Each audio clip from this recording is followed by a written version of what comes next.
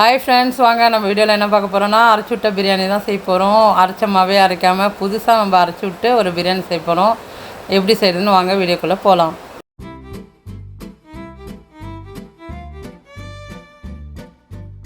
அதுக்கு தேவையான பொருட்கள் என்னென்னு பார்த்தீங்கன்னா, ஒரு நல்ல பழுத்த தக்காளி 3 தக்காளி, அதே மாதிரியே 3 வெங்காயம், பெரிய வெங்காயம், இஞ்சி பூண்டு ஒன்று எடுத்து வச்சுருக்கோம். ஒரு பூண்டு, ஒரு துண்டு இஞ்சி, 4 பச்சை மிளகா. இது எல்லாமே நம்ம ஒரு பேஸ்ட்டாக அரைக்க போகிறோம். எதுவுமே வதக்கிறது கிடையாது. பேஸ்ட்டாக அரைச்சி அப்படியே நம்ம வதக்க போகிறோம். இங்கே பார்த்தீங்கன்னா கோழி ரெக்கை நான் மேலே அந்த தூளெல்லாம் உரிச்சிட்டு க்ளீன் பண்ணி இதில் இஞ்சி பூண்டு பேஸ்ட்டு, கொஞ்சோண்டு காஷ்மீர் சில்லி, அதுக்கப்புறம் மஞ்சள் தூள், உப்பு போட்டு நான் கொஞ்சம் நல்லா கலந்து வச்சுருக்கேன் ஊறுறதுக்காக. தாளிக்கிறதுக்கு பட்டை, ஒரு 2 பட்டையை உடச்சி வச்சுருக்கேன். 3 ஏலக்காய், லவங்கம், கொஞ்சம் ஸ்டார், இதெல்லாம் நம்ம கொஞ்சம் தாளிக்கிறதுக்கு எடுத்து வச்சுக்கிறேன். அப்புறம் பார்த்தீங்கன்னா தயிர், தேவையான தயிர், ஒரு டப்பா தயிர் எடுத்து வச்சுருக்கேன். அதுக்கப்புறம் எண்ணெய், நெய், இந்த நெய் தான் கொடுக்கலாம். புதினா கொத்தமல்லி நம்ம ஒரு இனத்தை எடுத்து வச்சு அரைச்சிக்கலாம். இப்போ நம்ம இதை அரைச்சி எடுத்துக்கிட்டு எப்படி செய்யுதுன்னு பார்க்கலாம் வாங்க. இப்போ பார்த்தீங்கன்னா நம்ம குழப்பறப்பாக அரைச்சி எடுத்துட்டோம். எல்லாத்தையுமே இப்போ தாளிச்சிக்கலாம். எண்ணெய் ஊற்றி நல்லா எண்ணெய் காய்ட்டோம். இது கூடயே ஒரு 2 ஸ்பூன் நம்ம நெய் போட்டுக்கலாம் வதக்கிறதுக்கு. இப்போ எண்ணெய் காய்ஞ்சிச்சு, நம்ம பட்டை வகையெல்லாம் போட்டுக்கலாம்.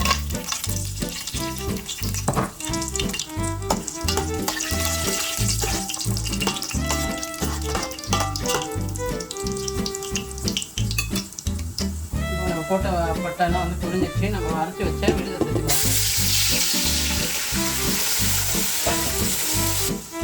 இதை நல்லா நமக்கு பச்சை வேலை போகிற வரைக்கும் நம்ம வதக்கி எடுத்துக்கலாம். இது வதங்கிறதுக்கு நம்ம உப்பு சேர்த்துக்குவோம். தேவையான அளவுக்கு உப்பு போட்டு நம்ம வதக்கிக்கலாம். நல்லா வதங்கட்டும்.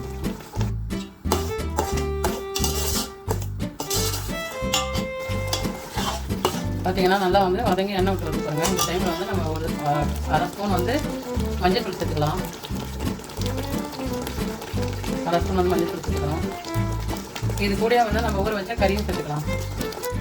கறியை சேர்த்துக்கிட்டோம். நம்ம இப்போ நல்லா எல்லாத்தையும் ஒன்றா கலந்து விட்டுக்கலாம். நல்லா வதக்கிடலாம். நம்ம அரைச்சி நம்ம வதக்கிறதுனால கொஞ்சம் தெரிக்கும் கறி பாத்திரம். இப்போ இது கூட சேர்த்து நம்ம கறியை சேர்த்து நல்லா வதக்கிக்கலாம். பார்த்தீங்கன்னா அரிசியை நான் எடுத்து ஊற வச்சுக்கிறேன். வதக்கிற டைம்லேயே நம்ம அரிசி ஊற வச்சிட்டோம்னா நல்லாயிருக்கும். நல்லா பாருங்கள், வதங்கி வந்துடுச்சு. இந்த டைமில் நம்ம எடுத்து வச்சா தயிரை சேர்த்துக்கலாம். தயிரை சேர்த்து நம்ம கலந்து விட்டுருவோம். இப்போ பிரியாணி எல்லாமே தயிர் போட்டதுக்கப்புறம் வதங்கி போச்சு. ஒரு 2 நிமிஷம் வதக்கிட்டோம். இப்போ நான் எடுத்து வச்சுருக்கிறேன். தூள் போட்டுக்கலாம். பிரியாணி மசாலா 2 ஸ்பூன் எடுத்து வச்சுக்கிறேன். சிக்கன் மசாலா 2 ஸ்பூன் எடுத்து வச்சுக்கிறேன். கரம் மசாலா 1 ஸ்பூன் எடுத்து வச்சுக்கிறேன். இது எல்லாத்தையும் ஒன்றா நம்ம சேர்த்துருவோம். இப்போ எல்லாம் ஒன்றா போட்டு வதக்கலாம். பாருங்கள், எல்லாமே போட்டு நல்லா வதங்கிச்சு. பார்த்தீங்கன்னா தெரியும், நல்லா வதங்கி ஒரு கிரேவி பதத்தில் வந்துச்சு. நம்ம இப்போ பிரியாணிக்கு தண்ணி சேர்த்துக்கலாம். அரைச்சோம்ல அந்த தண்ணி தான், அது கழுவின தண்ணி தான். டேஸ்ட் பண்ண தேவையில்ல. இதே நம்ம ஊற்றிக்கலாம்.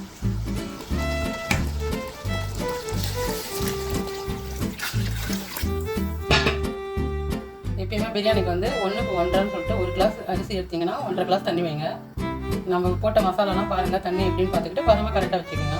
இப்போ கரெக்டாக தண்ணி அளந்து வச்சுட்டோம். இப்போ நல்லா கொதிக்க விடலாம். இந்த நேரத்தில் நீங்கள் உப்புலாம் கரெக்டாக பார்த்துக்கோங்க. இப்போ நம்ம கொதிச்ச பிறகு அரிசி போட்டுக்குவோம். கொதிக்கிற வரைக்கும் மூடி வச்சிடலாம். புதினா கொஞ்சம் மேலே போட்டுக்கோங்க. பாருங்கள், தலைப்புல நல்லா கொதிச்சு வந்துடுச்சு. இந்த டைமில் நம்ம அரிசி சேர்த்துக்குவோம். இதுதான் கோழி ரெக்கை. காக்கா ரெக்கைன்னு எடுத்து போகிறீங்க, கோழி ரெக்கை. இப்போ நம்ம தண்ணியை வச்சுட்டு அரிசி சேர்த்துக்குவோம். சுத்தமாக தண்ணி இல்லாமல் அரிசி போட்டுக்கலாம்.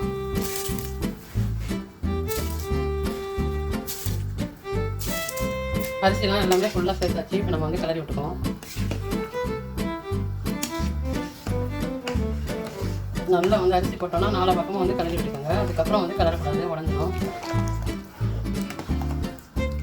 இந்த டைமில் உப்புலாம் பார்த்துக்கோங்க. எனக்கு உப்புலாம் கரெக்டாக இருக்குது. அதே மாதிரி நம்ம இந்த தெருவே மணக்கணும்னா நம்மளோட ஸ்பெஷல் கரம் மசாலா பொடி போட்டுக்கலாம். வீட்டில் அரைச்சது. இதோட வாசனை நம்ம தெருவே பக்கத்து தெரு வரைக்கும் அடிக்கும் வாசனை.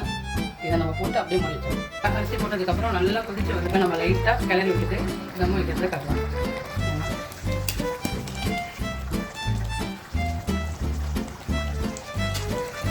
அவ்வளோதான், நம்ம தம் வைக்கிற பதம் வந்துடுச்சு. நம்ம இப்போ தம் கட்டிக்கலாம். பிரியாணி வந்து தம் போடுறோம். லைட்டாக மேலே புதினா கொத்தமல்லி தூவிக்கலாம். அவ்வளோதான். 2 நிமிஷம் கழித்து நம்ம லைட்டாக வந்து நெய் சேர்த்துக்குவோம். பிரியாணி தம் ஆகிற டைமில் நான் வந்து கோழி ரெக்கை எடுத்து வச்சுருக்கேன். கேப்சி செய்ய போகிறேன். அதுக்கு கரம் மசாலா தூள், காஷ்மீரி சில்லி, சிக்கன் மசாலா, முட்டை, அரை எலுமிச்சம்பழம், உப்பு இதெல்லாம் போட்டு இப்போ நம்ம ஊற விட்டுடலாம். இதை அதுக்கப்புறம் பார்த்திங்கன்னா சிக்கன் பீஸ் எடுத்து வச்சுக்கிறேன்.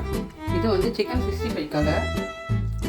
இதுலேயும் கரம் மசாலா, காஷ்மீர் சில்லி, அதுக்கப்புறம் தந்தூரி மசாலா எல்லாமே போட்டு இஞ்சி பூண்டு பேஸ்ட் போட்டு ஊற வைக்க போகிறேன்.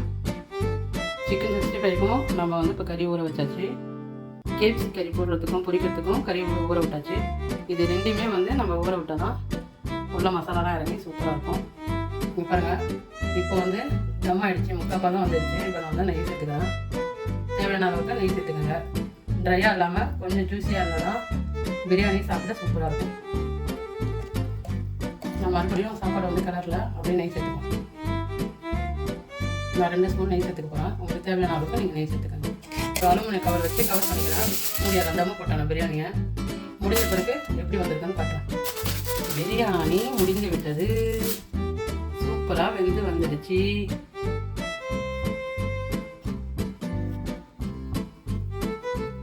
பிரியாணி சூப்பராக வெந்து வந்துடுச்சு. இப்போ நம்ம வந்து கறியெல்லாம் பொரிச்சிட்டு சாப்பிடக்குள்ள பார்க்கலாம். இப்போது நம்ம பிரியாணி தட்டில் வச்சுக்கலாம்.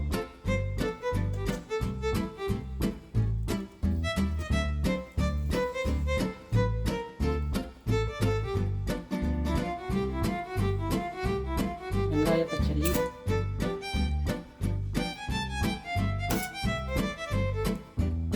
கேப்சி பொரிச்சது அந்த 2 பீஸு, சிக்கன் 65 அதில் 2 பீஸ் எடுத்து வச்சுக்கலாம். நம்ம சாப்பிட்டு எப்படி இருக்குன்னு சொல்லலாம். நம்மளும் சாப்பிடலாம். நீங்களும் வாங்க சாப்பிட வாங்க.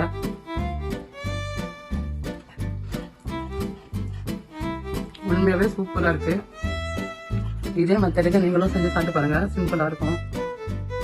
இவர் வந்து கறியை வந்து சாப்பிட விட மாட்டாரு. கறியை நம்ம சாப்பிட்டு பார்த்துருவோம். கேப்சிக்கு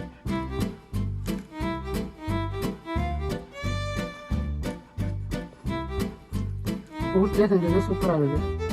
இந்த பிரியாணி வந்து நான் செஞ்ச மாதிரியே மட்டனில் செய்யுங்க, இன்னும் சூப்பராக இருக்கும். எந்த கறியில் வேணாலும் செய்ய கொஞ்சம் கிரேவி மாதிரி வச்சு அதையும் வச்சு இன்னும் கொஞ்சம் ஆனியன் ரைத்தா அதையும் வச்சு அப்படி சொல்லுவோம். அவ்வளோதான் இந்த வீடியோ முடிஞ்சது. இது ஃபுல்லாக சாப்பிட்டு முடிக்கிறதுக்கு ரொம்ப லேட் ஆகும். நீங்களும் பாவம். அதனால் இது வந்து எதுக்குன்னா எனக்கு 20,000 பேர் சொந்தம் கிடைச்சிருக்கீங்க.